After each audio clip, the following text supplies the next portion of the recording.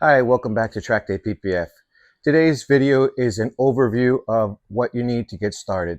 Later on, we're going to separate this in different videos and give you more in depth on how to. But overall, I think I want to give you an idea of what I think would be the best way to start. Number one is clean out your garage or your working area, wherever you're working at. And preferably you want to be indoors. You don't want to really be outdoors. Sometimes the wind might pick up and throw some dirt, debris, or whatever onto your working surface, and it'll get trapped behind the PPF. So number one, try to do it indoors. Number two is go ahead and sweep the area that you're working after you decluttered it. I kind of decluttered my garage a little bit, took out some of the cars that I'm not going to work on, and I'll bring one in later.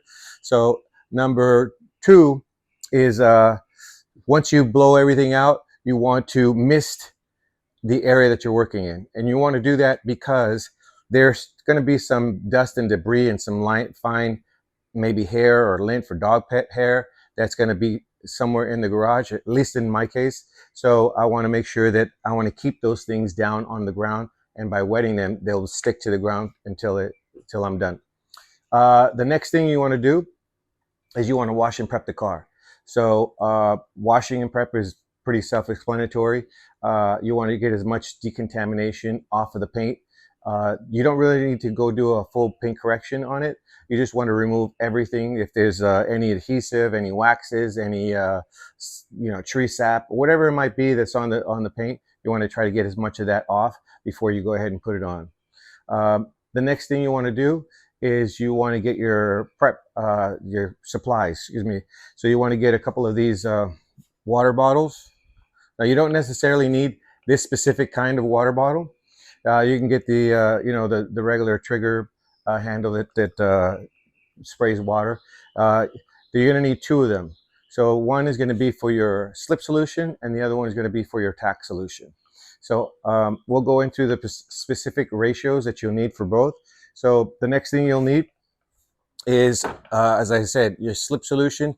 We use this Johnson & Johnson baby soap. It works well for us. It doesn't have too many suds, but just enough. The other thing that we need is some alcohol. So alcohol, you can go to your pharmacy or whatever. You can order it on Amazon as well. You can get 70%, 90%. Just depends on what you get and how much the ratio is.